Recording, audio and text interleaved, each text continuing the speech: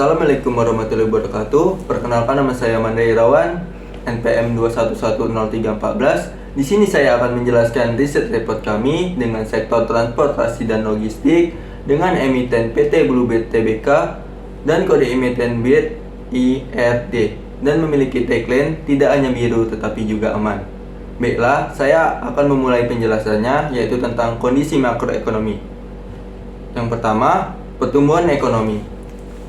Pada kuartal 3 2024, ekonomi Indonesia tumbuh sebesar 4,95% dibandingkan dengan tahun sebelumnya. Angka ini menunjukkan pertumbuhan yang stabil dan lebih baik dibandingkan target tahunan yang telah ditetapkan, yaitu 4,93%. Pertumbuhan ini didorong oleh peningkatan konsumsi domestik dan investasi, terutama di sektor infrastruktur. Hal ini mencerminkan kepercayaan masyarakat dan investor terhadap perekonomian nasional. Yang kedua, inflasi utama. Inflasi utama tercatat sebesar 1,55% dibandingkan dengan tahun sebelumnya. Angka ini menunjukkan bahwa inflasi berada di dalam jalur yang sehat dan terkendali, jauh di bawah target inflasi yang telah ditetapkan oleh Bank Indonesia, yaitu 2,5%. Inflasi yang rendah ini membantu menjaga daya beli masyarakat yang penting untuk mendukung pertumbuhan ekonomi. Yang ketiga, nilai tukar sebesar 15.856 US dollar. Nilai tukar rupiah terhadap dolar Amerika Serikat berada di angka 15.856. Meskipun ada fluktuasi, nilai tukar yang relatif stabil ini mencerminkan kepercayaan pasar terhadap ekonomi Indonesia. Stabilitas nilai tukar sangat penting untuk perdagangan internasional dan investasi, serta mengurangi resiko bagi pelaku usaha. Yang keempat, BI rate sebesar 6,00%. Bank Indonesia mempertahankan suku bunga acuan atau BI rate pada level 6%. Ini merupakan langkah strategis untuk menjaga inflasi dan mendukung pertumbuhan ekonomi yang berkelanjutan. Kebijakan suku bunga yang stabil memberikan kepastian bagi investor dan pelaku usaha, mendorong mereka untuk melakukan investasi lebih lanjut. Yang kelima, surplus perdagangan sebesar 24,43 miliar US dollar. Data menunjukkan bahwa Indonesia mengalami surplus perdagangan sebesar 24,43 miliar US dollar dari Januari hingga Oktober 2024. Ini menunjukkan bahwa ekspor melebihi impor, yang merupakan indikasi positif bagi perekonomian. Surplus perdagangan ini dapat memperkuat cadangan devisa negara dan memberikan dukungan lebih lanjut untuk pertumbuhan ekonomi. Yang keenam, defisit neraca berjalan, yaitu minus 60%. Neraca berjalan Indonesia mencatat defisit sebesar minus 60% dari produk domestik bruto atau PDB. Meskipun ada defisit, angka ini relatif rendah dan menunjukkan bahwa perekonomian masih mampu menutupi sebagian besar kebutuhan luar negeri. Dengan pendapatan yang dihasilkan domestik, ini juga menunjukkan bahwa Indonesia masih dalam posisi yang baik dan menarik investasi asing. Yang ketujuh, cadangan devisa sebesar 150,2 miliar US dollar. Cadangan devisa Indonesia tercatat sebesar 150,2 miliar US dollar. Jumlah ini memberikan ketahanan finansial yang cukup baik dalam menghadapi guncangan eksternal. Cadangan devisa yang kuat juga memberikan kepercayaan kepada investor dan pelaku ekonomi bahwa Indonesia mampu menjaga stabilitas ekonomi. Secara keseluruhan, sorotan ekonomi ini menggambarkan kondisi yang positif bagi Indonesia. Pertumbuhan yang stabil, inflasi yang terkendali, dan surplus perdagangan semua menunjukkan bahwa perekonomian Indonesia berada di jalur yang baik. Kebijakan moneter yang hati-hati serta cadangan devisa yang kuat juga memberikan landasan yang kokoh untuk pertumbuhan di masa depan. Ini adalah kesempatan bagi kita semua untuk terus mendukung dan berkontribusi pada perkembangan ekonomi nasional. Setelah melihat gambar umum tentang pertumbuhan ekonomi Indonesia, mari kita dalami lebih lanjut mengenai faktor-faktor yang mendukung pertumbuhan ini, khususnya dalam hal konsumsi dan investasi. Yang pertama, pertumbuhan ekonomi. Pada kuartal 3 2024, ekonomi Indonesia tumbuh sebesar 4,95 year-over-year. Pertumbuhan ini didukung oleh konsumsi rumah tangga yang meningkat sebesar 4,91% dan investasi yang tumbuh sebesar 5,15%. Pemerintahan Indonesia telah meningkatkan belanja infrastruktur sebagai dari strategi pemulihan ekonomi yang berdampak positif pada sektor transportasi dan logistik. IHSG turun sebesar 0,94% ke level 7.394 karena aksi jual asing dan pendapatan negara yang lebih rendah dari belanja negara. Yang kemudian ada inflasi dan kebijakan moneter. Bank Indonesia mempertahankan suku bunga acuan atau BI Rate pada level 6% selama kuartal 3 2024 dengan fokus menjaga inflasi dan sasaran 2,5% untuk tahun 2024 dan 2025 serta mendukung pertumbuhan ekonomi yang berkelanjutan. Kemudian ada kebijakan subsidi, yaitu pemangkasan subsidi pada tahun 2025 akan menekan kinerja PT Bluebird Tbk walaupun mencatat pertumbuhan pada semester pertama 2024 karena risiko kenaikan biaya operasional dan persaingan yang semakin ketat di sektor transportasi. Pemangkasan anggaran subsidi energi termasuk BBM dan LPG untuk tahun 2025 diumumkan oleh Kementerian Keuangan dan Badan Negara DPR dengan tujuan mengurangi anggaran subsidi energi dan dalam RPBN dari Rp 114,3 triliun menjadi 113,7 triliun akibat perubahan kurs rupiah. Selanjutnya, kita akan melihat dampak dari pertumbuhan ekonomi dan inflasi terhadap salah satu perusahaan infrastruktur terbuka di Indonesia, yaitu PT Bluebird Tbk. Gambar ini memberikan informasi mengenai data harga saham pada kinerja PT Bluebird Tbk. Saat ini harga saham perusahaan tercatat sebesar 1.585 dengan harga tertinggi dalam 52 minggu terakhir mencapai 2.200 dan harga terendahnya sebesar 1.450, menunjukkan fluktuasi signifikan dalam setahun. Perusahaan memiliki kapitalisasi pasar sebesar 3,98 triliun, mencerminkan nilai total saham yang beredar di pasar. Dalam hal kinerja saham, dalam satu minggu turun sebesar 15,16%.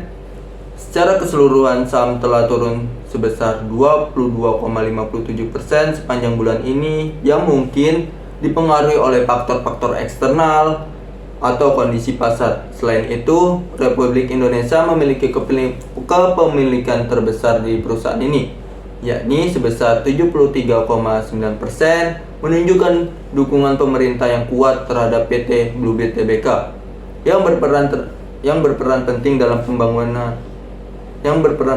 pembangunan infrastruktur.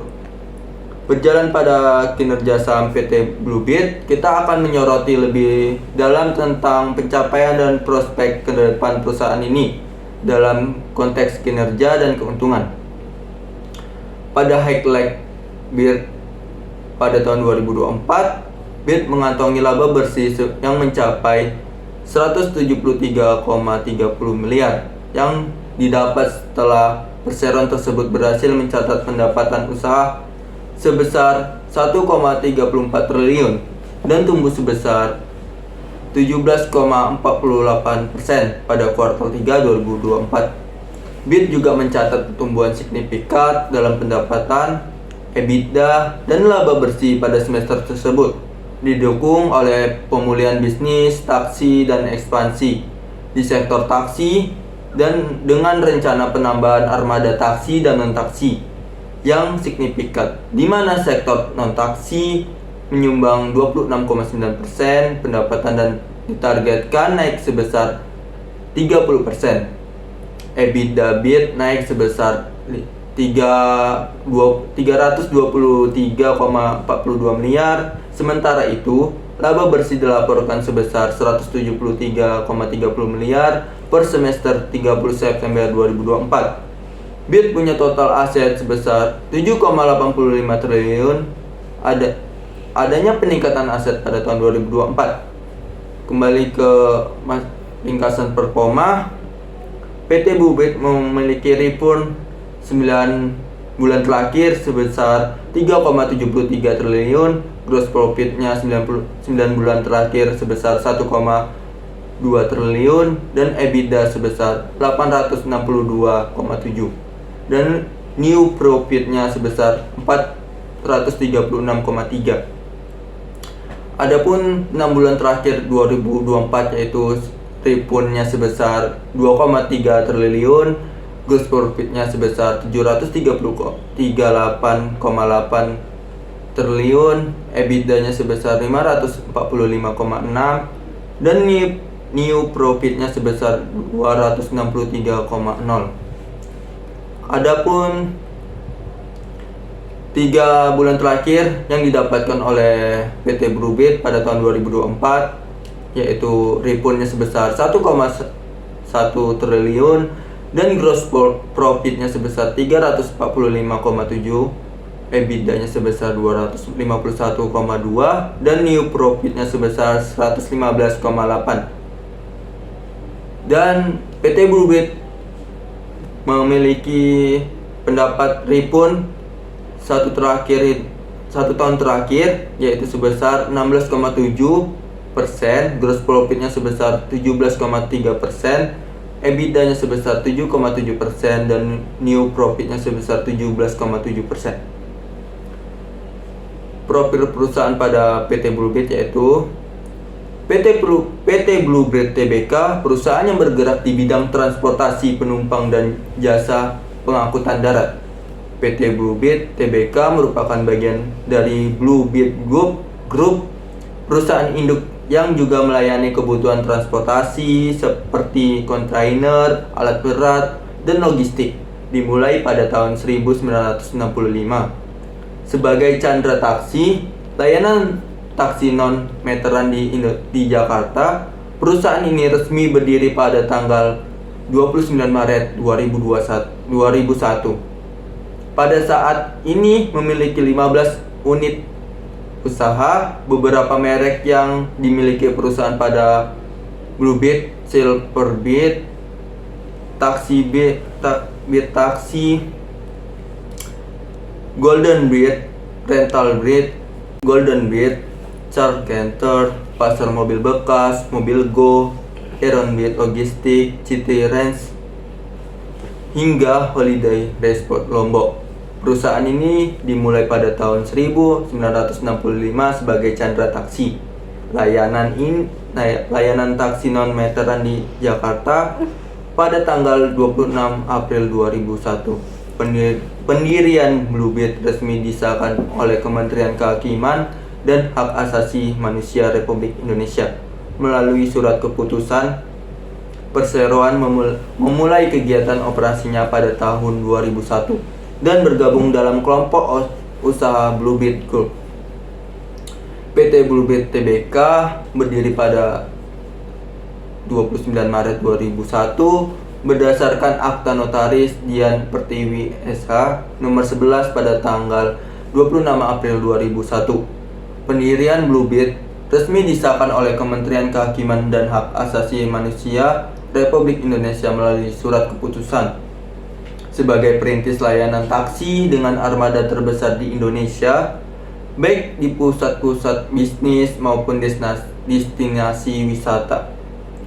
Blue Bird saat ini semakin memperkukuh posisinya di sektor mobilitas dengan jangkauan area yang mencakup Jabodetabek, Bali, Bandung, Batam, Cilegon, Lombok, Manado, Medan, Padang, Pekanbaru, Palembang, Semarang, Solo, Jakarta, Yogyakarta, Makassar, Bangka Belitung, dan Balikpapan.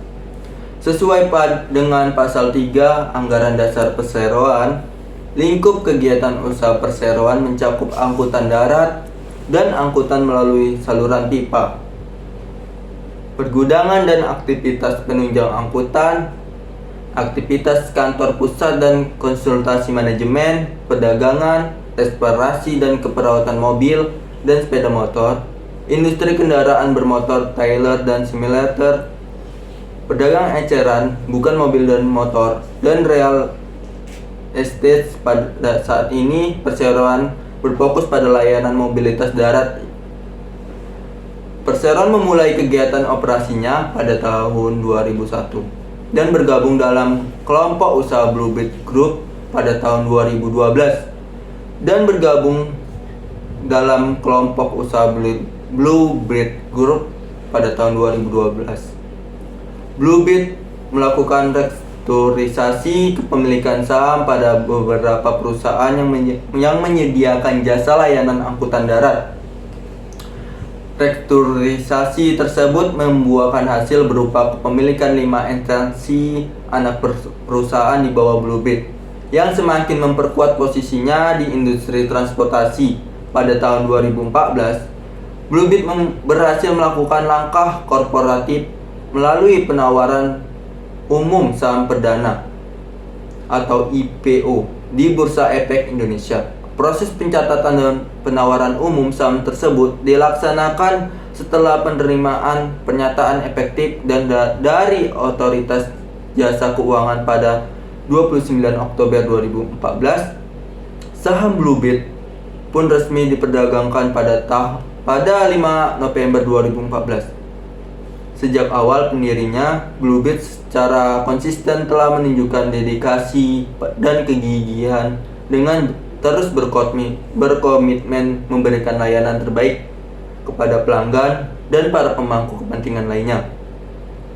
Armada Bluebird, misalnya, kini telah dilengkapi dengan teknologi IoT yang berfungsi sebagai argometer digital, Global Positioning System atau GPS, sistem komunikasi yang terintegrasi dengan operator pusat, sistem pembayaran non tunai, sistem pemantauan kondisi armada berupa alarm batas kecepatan, serta akses informasi dan layanan pelanggan aplikasi Bluebird dan aplikasi lainnya yang dikembangkan melalui kerjasama dengan pihak ketiga. Kehadiran armada Silverbird dan Bluebird sebagai kendaraan listrik juga menjadi bukti konkret dari fokus Bluebird yang tidak hanya seputar mobilitas, namun juga untuk menjaga kelestarian lingkungan. Kendaraan listrik merupakan implementasi nyata dari visi keberlanjutan Bluebird pada pilar Blue Sky, yang memberikan dampak positif dari visi keberlanjutan Bluebird dan pilar Blue Sky yang memberikan dampak positif terhadap lingkungan dengan pengurangan emisi karbon. Sejak resmi diluncurkan pada 2019, kendaraan listrik Bluebird telah banyak menarik perhatian masyarakat. Komitmen Bluebird untuk terus meningkatkan inovasi produk dan layanan transportasi diwujudkan melalui transportasi darat yang andal, yaitu aman, nyaman, mudah, dan personalis sesuai dengan kebutuhan pelanggan. Baiklah, itu penjelasan dari yang bisa saya sampaikan, dan kemudian penjelasan selanjutnya akan dijelaskan oleh teman saya. Saya persilakan. Terima kasih. Oke, selanjutnya adalah bidang usaha PT Bluebird. Yang pertama ini adalah taksi reguler atau reguler taksi. Perseroan menyediakan layanan taksi reguler dengan merek Bluebird di berbagai lokasi di Indonesia, yakni Jabodetabek atau Jakarta, Depok, Tangerang, dan Bekasi. Yang kedua, ada taksi eksekutif atau eksekutif taksi. Perseroan mengoperasikan taksi eksekutif dengan merek Silverbird di Jakarta. Melalui layanan ini, para pelanggan akan menggunakan kendaraan mewah dengan keunggulan berupa interior yang nyaman dan luas. Yang ketiga, sewa kendaraan atau car rental. Perseroan melalui PT Pusaka Prima Transport menyediakan layanan sewa kendaraan yang disesuaikan dengan kebutuhan pelanggan, yaitu sewa jangka pendek atau antar jemput bandara, jam-jaman harian atau charter untuk keluar kota, maupun sewa kontrak untuk jangka panjang tersebar di Medan, Pekanbaru, Padang, Palembang, Bangka Belitung, Batam, dan di Jabodetabek. Yang keempat, sewa bus atau bus charter. Perseroan melalui PT Big Bird Pusaka mengoperasikan layanan penyewaan bus yang tersebar di 8 lokasi di Indonesia. Yang kelima, yaitu shuttle service atau shuttle service. Perseroan melalui PT Trans Antar Nusa Bird menyediakan layanan angkutan darat penumpang antar kota dengan merek City Trans. Layanan ini telah hadir di Jakarta, Tangerang, Bandara Soekarno-Hatta, Bandung, Semarang untuk memenuhi kebutuhan masyarakat umum, wisatawan domestik maupun internasional. Yang keenam adalah Bluebird Kirim. Perseroan meluncurkan layanan Bluebird Dikirim yang merupakan layanan pengantaran di logistik menggunakan armada Bluebird yang meliputi armada taksi, shuttle, dan blim van yang tersebar di 16 wilayah. Yang ketujuh itu adalah Balai Lelang Kiredi. Balai Lelang Kiredi merupakan perusahaan kerjasama antara PT Bluebird Tbk, Mitsubishi HC Capital, dan PT Takari Koko Sejahtera. Oke, lanjut ke sorotan kinerja dalam grafik. Financial strength skalanya 8/10, cash to debt 0,97, equity to asset 0,73, debt to equity 0,19, debt to EBITDA 1,37, interest coverage 9,03, Petrosky F score 8/9, Altman Z score 2,85, BNS M score min 2,86. Selanjutnya probability range, growth margin, angka 32,08%. Artinya dari setiap rupiah yang dihasilkan dari penjualan menjadi laba kotor. Yang kedua, operating margin, angka 12,24%. Artinya dari setiap rupiah yang dihasilkan dari penjualan menjadi laba operasi. Yang ketiga, net margin, angka 10,89%. Artinya sekitar dari setiap rupiah yang dihasilkan dari penjualan menjadi laba bersih. Selanjutnya, FCF margin, angka min 4,75%, menunjukkan bahwa perusahaan saat ini belum menghasilkan arus kas bebas yang positif dari operasinya. Selanjutnya, return on investment,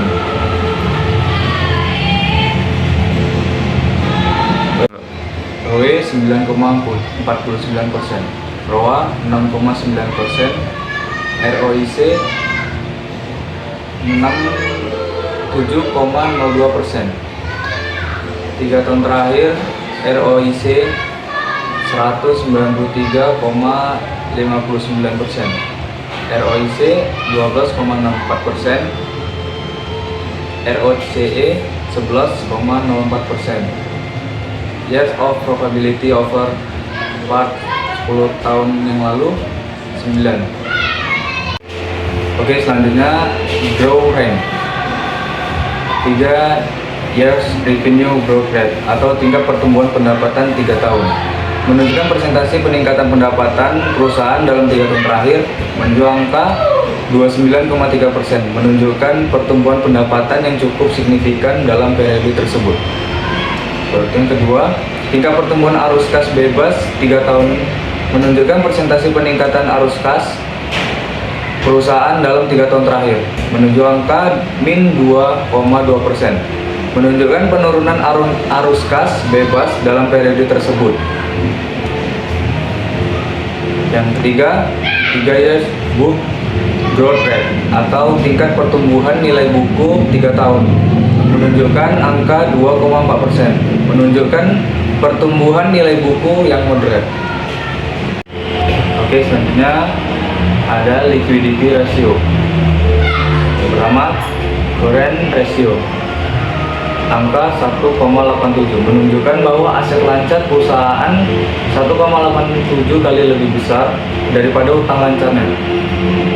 Selanjutnya, quick ratio menunjukkan angka 1,85 bahwa perusahaan memiliki likuiditas yang cukup baik bahkan tanpa memperhitungkan persediaan.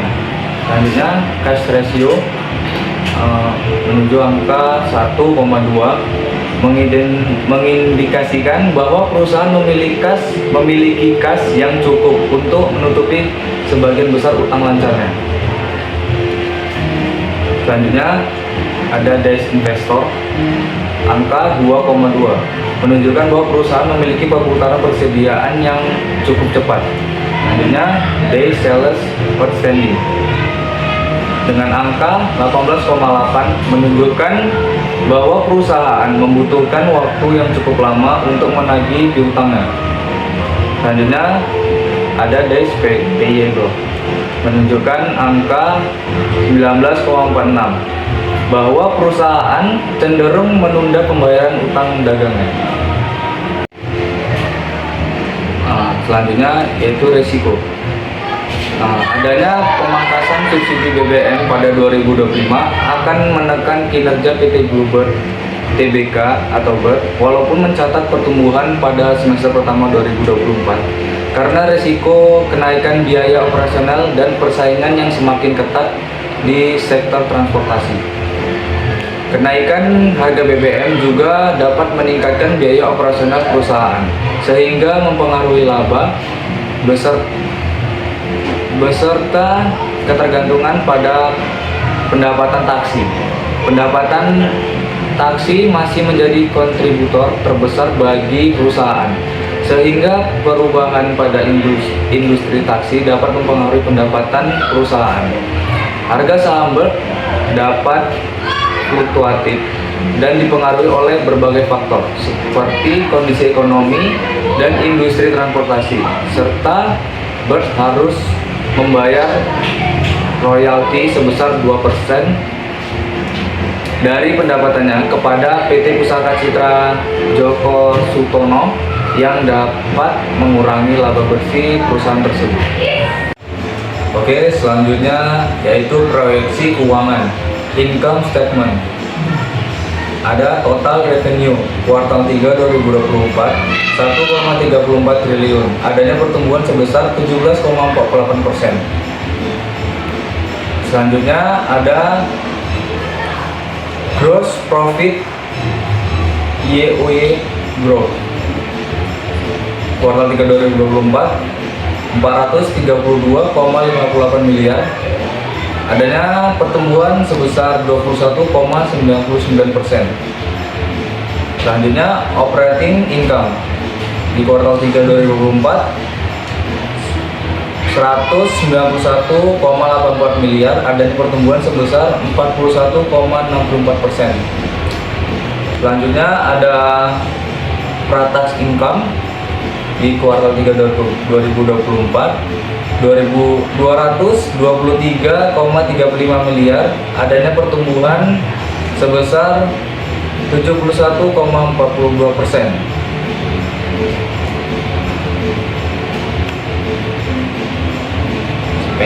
Oke, selanjutnya yaitu net income di kuartal 3 2024 173,30 miliar, adanya pertumbuhan sebesar 60,50%. Selanjutnya ada EBITDA di kuartal 3 2024 323,42 miliar adanya pertumbuhan sebesar 17,97%. Dan ada juga EBIT di kuartal 3 2024 191,84 miliar adanya pertumbuhan sebesar 41,64 miliar. Selanjutnya total operating expense di kuartal 3 2024 min 1,14 triliun. Assalamualaikum warahmatullahi wabarakatuh. Perkenalkan, nama saya Dwi Septia Damanik dengan NPM 21110121 ingin menjelaskan tentang risiko yang terjadi pada PT Bluebird. Selanjutnya ada risiko adanya pemangkasan subsidi BBM pada tahun 2025 akan menekan kinerja pada PT Bluebird Tbk.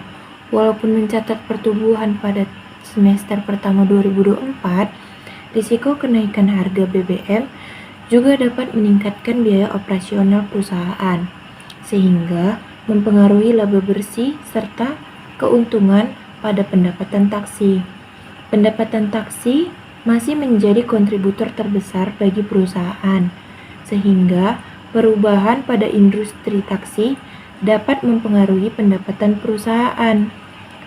Harga saham Bird dapat fluktuatif dan dipengaruhi oleh berbagai faktor seperti kondisi ekonomi dan industri transportasi.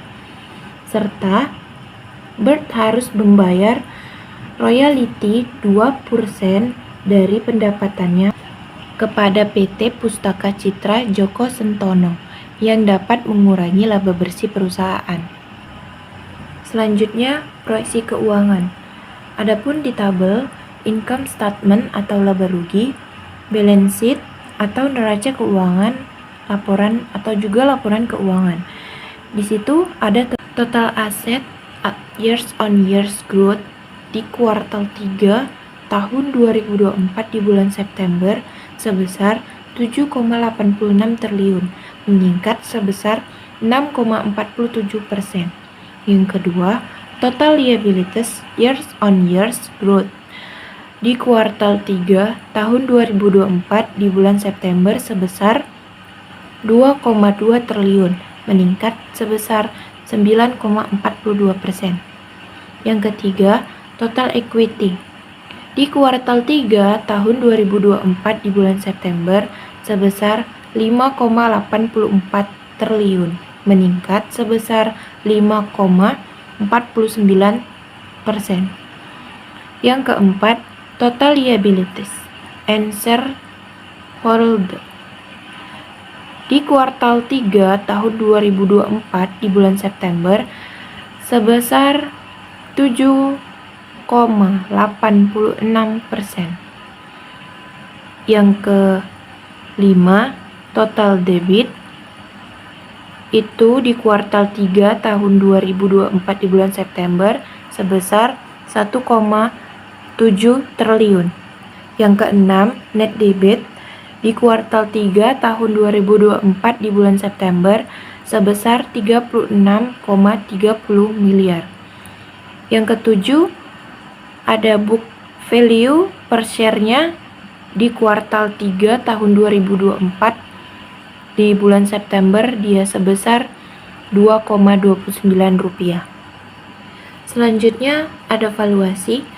Dalam melakukan valuasi saham PT Bluebird, kami menggunakan metode discount cash flow model. Kemudian, melihat jumlah hutang perusahaan yang tidak stabil dari tahun 2023 hingga tahun 2005, kami memutuskan untuk memilih hasil valuasi dari free cash flow to frame. Di situ ada WACC calculation. Di capital structure ada debit to total capitalization sebesar 0,26%, equity to total capitalization sebesar 4,06%. Di debit atau equity-nya 0,24%. Baru cost of equity calculation. Risk free rate-nya sebesar 7,19%, equity risk premium 8,4%, leverage betanya 0,78%, cost of equity-nya sebesar 14,8%, cost of the bid calculation, di situ ada cost of the bid-nya sebesar 5,5%, tax rate-nya 28,4%, after tax cost of the bid-nya 12,75%. Jadi WACC-nya 12,7%. Selanjutnya ada analisis SWOT. Yang pertama itu kelebihan. Kelebihannya itu pertumbuhan EPS 2024 yang signifikan sebesar 27,1% didorong oleh pertumbuhan yang kuat sebesar 13,8% pada pendapatan non-taksi yang memiliki margin kotor lebih tinggi sebesar 40%. Adapun yang kedua kelemahannya, royalti yang ditetapkan sebelum IPO, Initial Public Offering atau penawaran umum perdana saham mulai berlaku pada November 2023, yaitu sebesar 42 miliar rupiah pada 6 bulan terakhir, sehingga menurunkan margin EBITDA atau laba sebelum bunga, pajak, penyusutan, dan amortisasi menjadi 23,4% di 6 bulan terakhir tahun 2023 itu sebesar 26,8%. Yang ketiga ada peluang. Perluasan jaringan di konektivitas melalui layanan shuttle and bus CityTrans dapat memberikan keuntungan lebih tinggi di masa depan. Yang keempat ada ancaman. Meningkatnya persaingan dari pendatang baru seperti Sun SM, layanan taksi online di Vietnam, dapat menurunkan ARPF campuran. Potensi penghapusan subsidi bahan bakar dapat menghambat margin. Bahan bakarnya itu 28,1%. Adapun grafik di garis biru itu dia menunjukkan pergerakan harga historis aset selama 2 tahun terakhir sebesar 1,585. Yang di garis hijau itu yang miring ke atas mewakili proyeksi atau prediksi pergerakan harga di masa depan. Berdasarkan data proyeksi harga saham BIRT, rekomendasi saat ini adalah beli. Dengan harga saat ini berada di level 1.585, saham ini diperkirakan mengalami kenaikan signifikan dalam 1 tahun ke depan. Proyeksi minimal menunjukkan harga 2.180 atau naik sebesar 37,54%. Sementara rata-rata proyeksi berada di level 2.280 dengan potensi kenaikan 43,53%. Proyeksi maksimalnya mencapai 2.400, yang setara dengan peningkatan 51,42%. Melihat potensi kenaikan ini, saham BIRT dinilai menarik untuk investasi jangka menengah hingga jangka panjang. Namun, investor disarankan untuk tetap memperhatikan perkembangan pasar dan faktor eksternal yang dapat mempengaruhi pergerakan harga saham. Disclaimer, laporan ini telah disiapkan oleh kami yang disediakan hanya untuk tujuan informasi.